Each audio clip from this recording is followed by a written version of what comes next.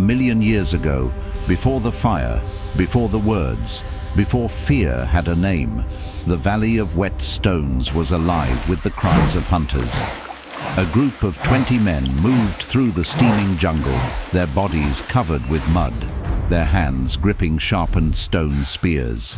They were lean, scarred, and silent. The air smelled of rain and blood. Their chief, Kor, led them. His eyes were narrow like a hawk, his chest marked with the teeth of beasts he had slain. He raised his hand, and the group stopped. Beneath the thick ferns, a trail of crushed grass twisted into the forest.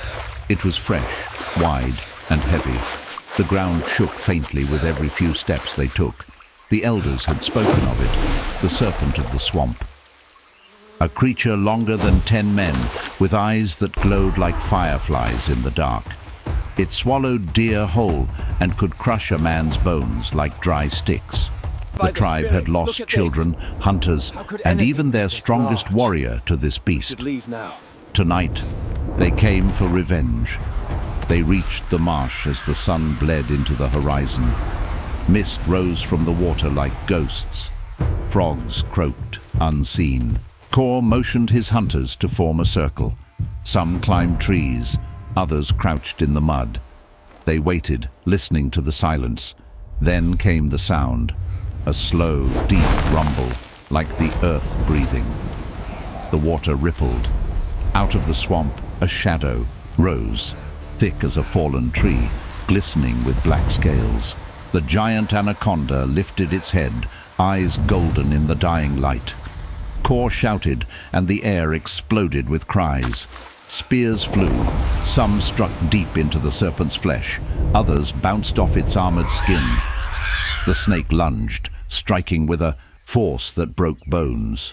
One man screamed as he was caught mid-air, crushed within the coils. The others tried to pull him free, but his ribs snapped like twigs.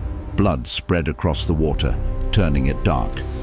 The hunters attacked again, their feet sliding in mud. The serpent thrashed, tail sweeping through the air, hurling men like leaves. 3 fell, 2 never rose again. The jungle echoed with chaos, shouts, splashes, the heavy sound of bodies striking water. Kor climbed onto a fallen log, raised his last spear, and jumped. The weapon sank deep between the serpent's eyes. The beast convulsed, shaking the earth, tail smashing into trees. Kor held on, teeth clenched, until the monster's strength began to fade. With one final hiss, it went still, half submerged, in the blood-red swamp. For a long time, the hunters stood in silence. The air was thick with rain and the stench of death. Only 9 men remained. The rest lay broken, silent, and still. Kor stepped down from the serpent's head, breath heavy, his skin painted with mud and blood. They had won, but victory had a price. The men gathered wood and built a small fire beside the massive body. They cut strips of the serpent's flesh, roasted it on pointed sticks, and ate in silence. Its taste was bitter, smoky, strange. When the meat was gone, they sat close to the fire, eyes half closed, staring at the creature that had haunted their dreams. The rain returned, soft and endless. Smoke curled into the dark sky.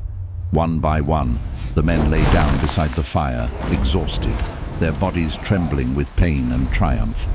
The jungle fell quiet again. The river flowed. The serpent's body slowly sank into the mud, leaving only ripples in the water. Around it, the surviving hunters slept, not knowing if the ground beneath them was still or if another shadow waited below the surface. So, under the heavy breath of the jungle, man and beast rested together, in silence, in victory, in the ancient rhythm of life and death.